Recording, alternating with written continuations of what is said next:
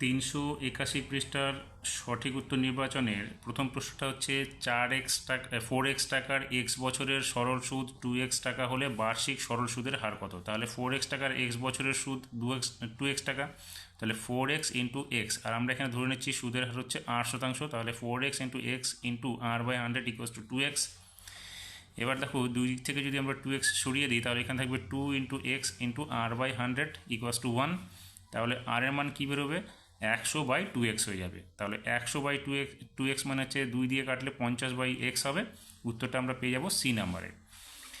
2 নম্বর প্রশ্নটা বলছে ax² plus 2bx plus C equals to 0 সমীকরণের বীজদ্বয় বাস্তব হবে যখন।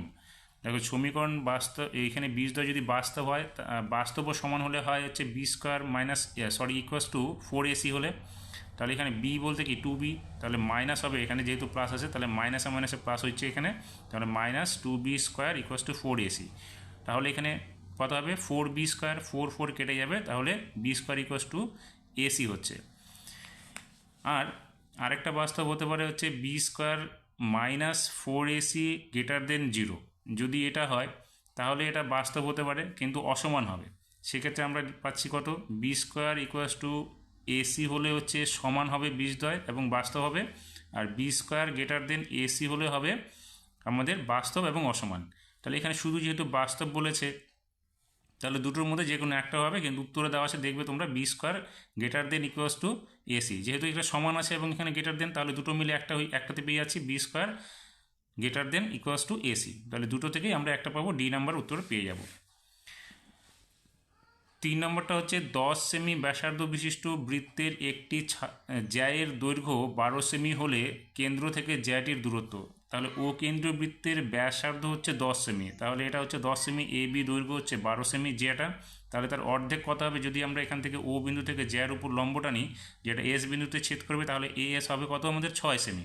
তাহলে আমাদের বের করতে হবে ও এসের দৈর্ঘ্য। তাহলে আমরা ও এসটা কী লিখবো, √OA² মাইনাস এখানে as²। তাহলে আমরা এখানে দেখো 10-এর ও এর মান হচ্ছে 10 অর্থাৎ ব্যাসার্ধ, তাহলে 10-এর স্কোয়ার মাইনাস এখানে as হচ্ছে 6 হবে, তাহলে 6-এর স্কোয়ার, 10-এর স্কোয়ার করলে হচ্ছে 100, 6-এর স্কোয়ার করলে 36, 100 থেকে 36 বাদ দিলে হবে 64, তাহলে √64 মানে হচ্ছে 8 সেন্টিমিটার। অপশান আমরা পেয়ে যাব এ নাম্বারে।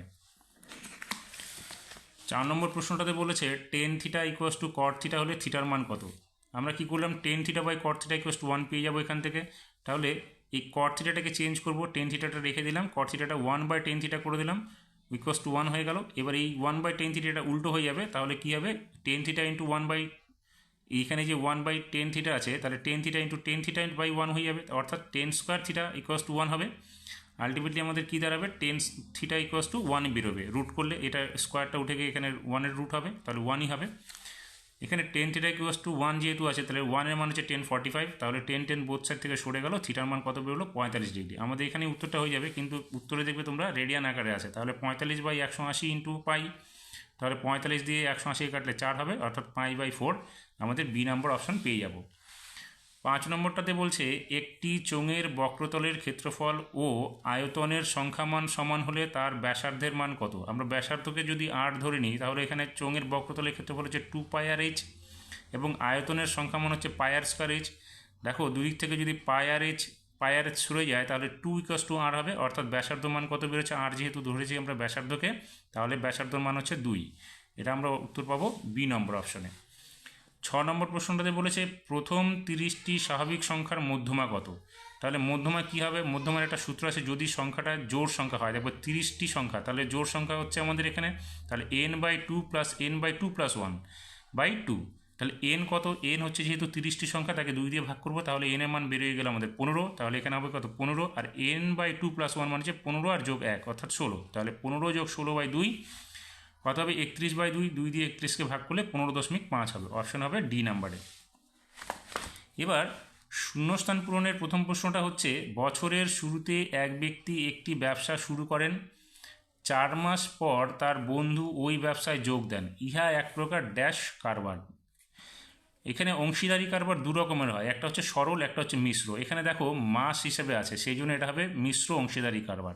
যদি বছর হিসেবে হতো তাহলে এটা হয়ে যেত আমাদের সরল অংশীদারি কারবার, মানে দুজনে যদি সমান বছর অনুযায়ী ব্যবসা করতে হয়। এখানে একজন 4 মাস করেছে, তারপরে যোগ দিয়েছে, এই জন্য এটা মিশ্র হবে আমাদের। তাহলে এখানে লিখবো আমরা মিশ্র অংশীদারি কারবার। 2 নম্বরটাতে বলেছে এক্স সমানুপাতিক জেড ও ওয়াই সমানুপাতিক জেড হলে এক্স প্লাস ওয়াই সমানুপাতিক কত হবে। দেখো আমরা এখানে লিখতে পারি এক্স সমানুপাতিক যদি জেড হয় তাহলে এক্স ইকুয়ালস টু কী হবে, K1 জেড। K1 হচ্ছে অশূন্য ভেদ ধ্রুবক। আর এখানে আমরা এটা থেকে লিখতে পারি ওয়াই সমানুপাতিক জেড হলে Y equals to K2 into Z লিখতে পারি, যেখানে K2টা হচ্ছে আমাদের কি, অশূন্য ভেদ ধ্রুবক। তাহলে আমাদের বলছে এক্স প্লাস ওয়াই বের করতে, তাহলে এক্স প্লাস ওয়াই আমরা মানটা এখানে লিখে দিলাম K1 Z plus K2 Z. তাহলে জেডটাকে যদি আমরা কমন নিই তাহলে কী থাকবে, K1 প্লাস K2। এই K1 প্লাস K2 হচ্ছে আমাদের অশূন্য ভেদ ধ্রুবক, তাহলে আমরা লিখতে পারি যে এক্স প্লাস ওয়াই সমানুপাতিক জেড। তাহলে আমরা এখানে লিখে দেবো জেড। 3 নম্বর প্রশ্নতে বলছে একটি লেবুকে সমান 4 ভাগে ভাগ করলে প্রতিটি খণ্ডের তল সংখ্যা কত হবে। তল সংখ্যা হবে 3টি। কেন, আমরা যদি এটাকে যদি একটা ধরে নিই তাহলে এদিকে একটা তল পাবো, এদিকে একটা তল পাবো, এদিকে একটা বক্রতল পাবো, সেই জন্য হবে 3টি। 4 নম্বরটা বলেছে দুটি ত্রিভুজের অনুরূপ বাহুগুলির সমানুপাতি হলে ত্রিভুজ দুটি কী হবে, সদৃশ্যকোণী হবে। এখানে হবে সদৃশ্যকোণী শূন্যস্থানে। 5 নম্বর প্রশ্নটাতে বলেছে sec square theta plus tan square theta যদি 2 হয় তাহলে sec 4 theta plus minus tan 4 theta equals to কত হবে। তাহলে আমরা এইটুকু নিয়ে নিলাম sec 4 theta minus tan 4 theta, এটাকে আমরা কী করলাম A square minus B square আকারে সাজিয়ে নিলাম। তাহলে A square minus B square আকারে সাজালে A plus B into A minus B হবে।